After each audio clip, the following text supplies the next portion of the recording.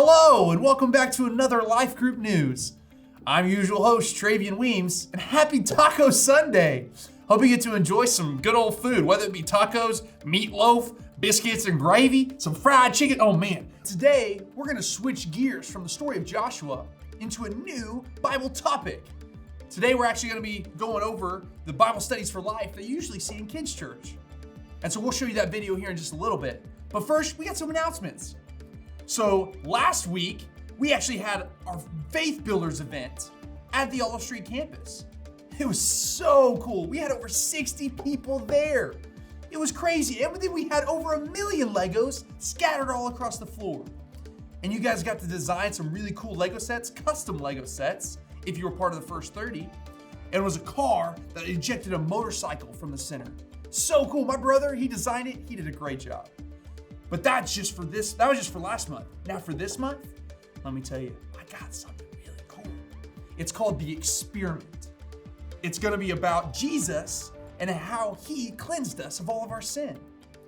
And you guys will be doing some really cool, crazy experiments, some art stuff, some crafty stuff, and then I'm gonna blow some stuff up. It's gonna be awesome. So I hope to see you guys there. That is March 27th. We're gonna tell you about that every week in March up until it hits. But enough that said, let's get to the breaking news as we show you this video from Bible Studies for Life.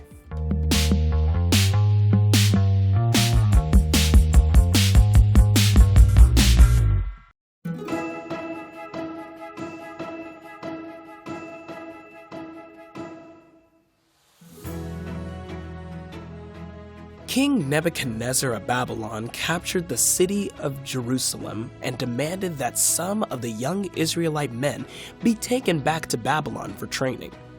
He ordered his officials to find men who were handsome, strong, smart, and quick to learn. The young men were important to King Nebuchadnezzar, so he planned for them to eat the same food and drink the same wine that he ate and drank.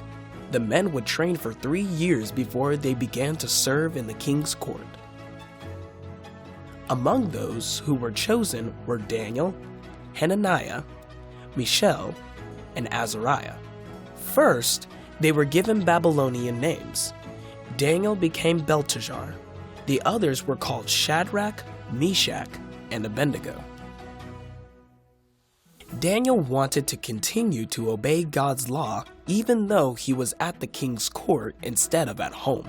He knew that the rich foods and the wine were not what God wanted him to eat and drink.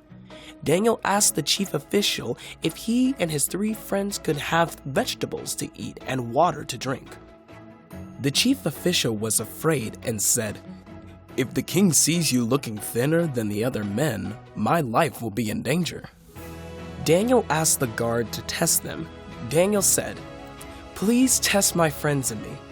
For 10 days give us only vegetables to eat and water to drink. Then you will see how we compare to the other young men eating the king's food." The guard agreed, and after 10 days he saw that Daniel and his friends looked healthier and stronger than all the other young men. The guard continued to give them vegetables and water instead of the king's food. God helped the 4 men gain knowledge and wisdom. To Daniel, God also gave the ability to understand visions and dreams of every kind. When it was time for the chief official to present Daniel and his friends to King Nebuchadnezzar, no one in all the kingdom was found equal to Daniel, Shadrach, Meshach, and Abednego. So with all that said, I'm actually here to talk to you guys a little bit about missions. So the kids team and I, meaning Shay, Nicole, Rachel, So with all that said, I'm actually here to talk to you guys a little bit about missions. The kids team, Brother Shay, Miss Nicole, Mrs. Rachel.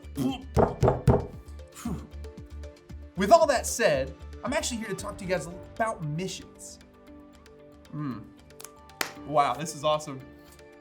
With all that said, I'm here to talk to you guys about missions. Just today, Mrs. Rachel, Mrs. Nicole, Brother Shay, and myself, we all got back from a missions college where we talked about missions. And if you don't know what that is, let me explain it to you. So missions is literally where we go out and we share the gospel with others.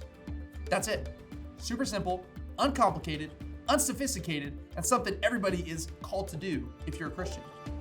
And that doesn't mean you just go out overseas and you have to go to all these different countries or talk to these different people groups.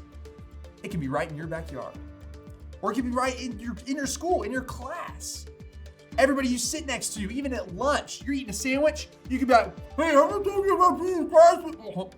Have I told you about Jesus Christ? Like, it can be that simple. It's so cool, and that's what we got to talk about and how to do that. And because that is our goal here at this church, is to make disciples, to grow and make disciples. That is our goal at this church. And we define a disciple as somebody who's madly and passionately in love with God, in love with His Word, and in love with others. And I know this current topic, I know that you guys know what's going on with Ukraine and Russia, and I encourage you to pray for that whole situation. No matter what side you're on, God calls us to pray and to love others. And that can be one way you share the gospel with somebody, because you share love with somebody. We're called to love everybody. So that's my challenge for you this week. You share the gospel with somebody and you show them love. Pray for everyone. I'm Travian Weems, and that's LifeGroup News. As we talk about next week, we go more into Bible studies for life. See you next week.